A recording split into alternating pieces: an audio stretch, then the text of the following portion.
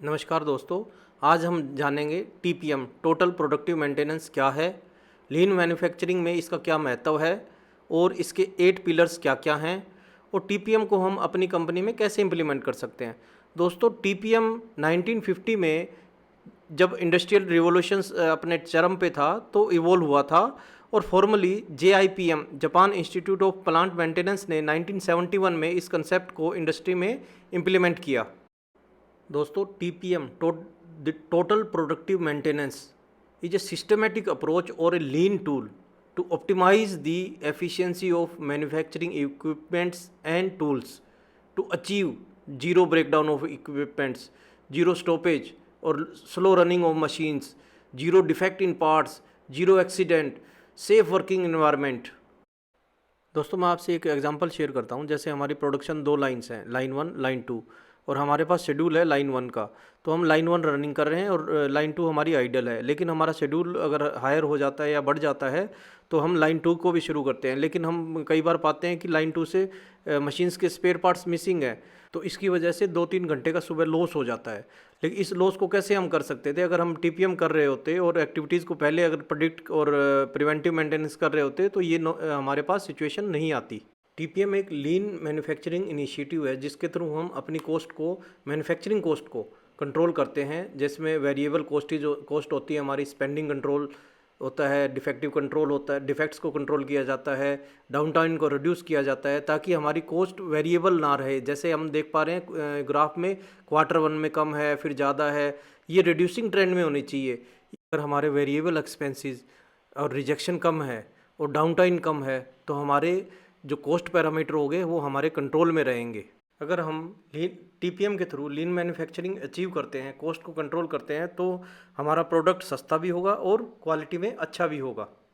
और यह तभी हो पाएगा अगर हम अपने लॉसेस को या कॉस्ट को कंट्रोल कर पाते हैं। वैसे तो इंडस्ट्री में लॉसेस कई टाइप के होते हैं, परंतु कुछ लॉसेस ऐसे होते हैं जिसको हम कंट्रोल कर सकते हैं और कुछ लॉसेस सिचुएशन बेस्ड होते हैं।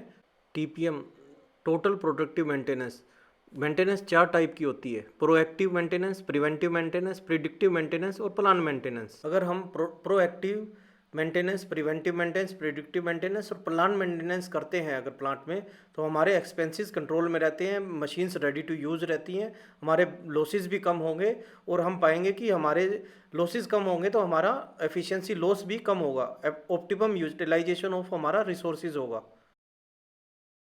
अब हम बात करते हैं टीपीएम के 8 पिलर्स के बारे में, जिसका फाउंडेशन जो होता है 5S होता है। पहले हम 5S को इंडस्ट्री में या कंपनी में इम्प्लीमेंट करते हैं। Once a high degree of stability is achieved by 5S programme, then we can start the TPM. तो बेसिकली हमारा 5S एक फाउंडेशन है हमारे टीपीएम पिलर्स का। सबसे पहला पिलर आता है फोकस्ड इम्प्रूवमेंट, कोबेत्सु काइजन, जिसको बोलते हैं कंटिन्यूस इम्प्रूवमेंट।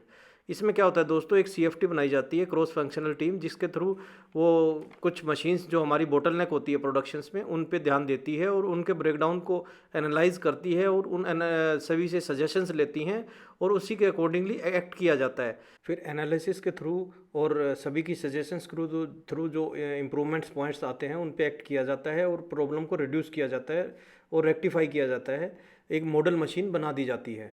अब दूसरा पिलर आता है ऑटोनोमस मेंटेनेंस, जिसको बोलते हैं जिसु होजन। यह टीपीएम का मेन पिलर है, जिसमें ऑपरेटर अपनी ओनरशिप लेता है और डेली अपनी मेंटेनेंस डेली करता है, जिसमें क्लिट एक्टिविटीज़ होती हैं जैसे cleaning, lubrication, inspection, tightening of machines. उससे क्या होता है, आप ऑपरेटर की अपनी स्किल भी बढ़ती है और इनिशियल लेवल की मेंटेनेंस है ऑपरेटर खुद कर लेता है। उससे बेनिफिट्स क्या होते हैं? प्रोएक्टिव अप्रोच है, जिससे इश्यूज़ का पहले ही पता लग जाता है, इक्विपमेंट की जो एफिशिएंसी है वो इंक्रीज़ होती है, प्रोबेबिलिटी ऑफ ब्रेकडाउन भी कम हो जाती है। Plan maintenance schedule maintenance activity है जो कि एक मेंटेनेंस पर्सन के द्वारा की जाती है और उसमें क्या होता है कि प्रीवियस ब्रेकडाउन डाटा जो होता है उसके अकॉर्डिंगली एनालिसिस होता है और वाइवा एनालिसिस के थ्रू हम उस जो भी फेलियर होते हैं हमारे उनको प्रिवेंट और रीअकरेंस को हम मिनिमाइज़ और डिक्रीज़ कर देते हैं ताकि हमारी जो OE है वो इंक्रीज़ हो जाए। और इसके फ़ायदे क्या हैं? टाइमली रिप्लेसमेंट और सस्पेक्टेड और वर्न आउट पार्ट्स का क्या होता है कि उससे अनप्लान्ड इक्विपमेंट फेलियर हमारे रिड्यूस हो जाते हैं। नेक्स्ट पिलर है इक्विपमेंट मैनेजमेंट।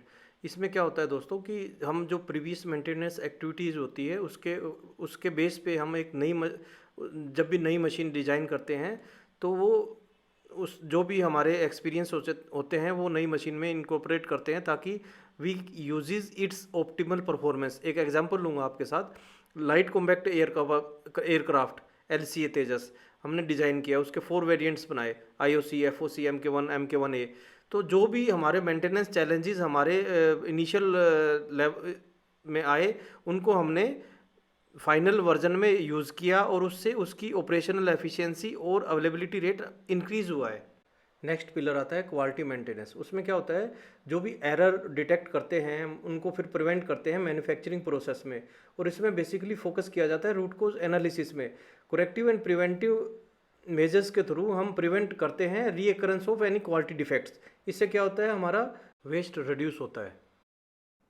नेक्स्ट आता है एजुकेशन एंड ट्रेनिंग। इसमें क्या होता है, टेक्निकल नॉलेज और स्किल लेवल को इंक्रीज किया जाता है, ऑपरेटर का भी, मैनेजर का भी, सुपरवाइजर स्टाफ का, क्योंकि lack of knowledge can lead to a major failure. तो इससे अगर इंक्रीज होगा लेवल, स्किल लेवल, तो वो they can predict the problem, और अगर एक बार प्रॉब्लम प्रेडिक्ट हो जाती है तो उसके बाद उसका सॉल्यूशन भी बहुत आसान हो जाता है। इसके बाद आता है ऑफिस TPM। यह बेसिकली डील करता है एडमिनिस्ट्रेटिव फंक्शंस में, उसमें से वेस्ट को एनिमुलेट करता है, जैसे एक्सेस डॉक्यूमेंटेशन हो गया। और बेसिकली ये इसमें टूल एंड टेक्निक्स जो यूज होती हैं, YY एनालिसिस हो गया, 80-20 रेशो एनालिसिस हो गया। उसके बाद आता है health and safety. Health and safety में क्या होता है कि health safe and healthy environment create किया जाता है।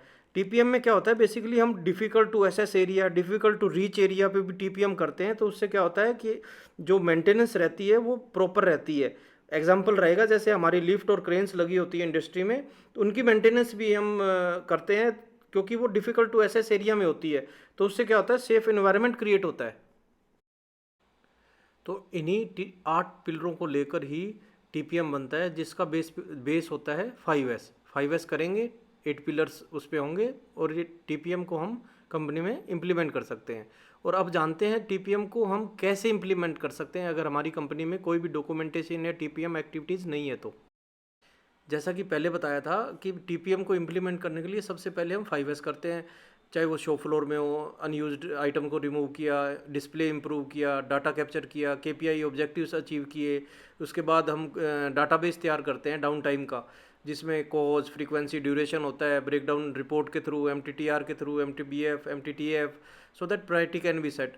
फिर PM सिस्टम को इम्प्लीमेंट किया जाता है depending on the data learning and schedule maintenance. फिर ऑपरेटर की हम क्योंकि ऑपरेटर की रिस्पॉन्सिबिलिटी को बढ़ाते हैं, क्योंकि अर्ली वार्निंग जो पॉइंट होता है वो हमारा ऑपरेटर ही होता है। उससे कैसे करते हैं, 1 पॉइंट लेसन के थ्रू, वर्क इंस्ट्रक्शंस के थ्रू, मशीन चेक शीट्स के थ्रू। फिर हम डेवलप करते हैं professional maintenance skill, schedule maintenance after a period of time.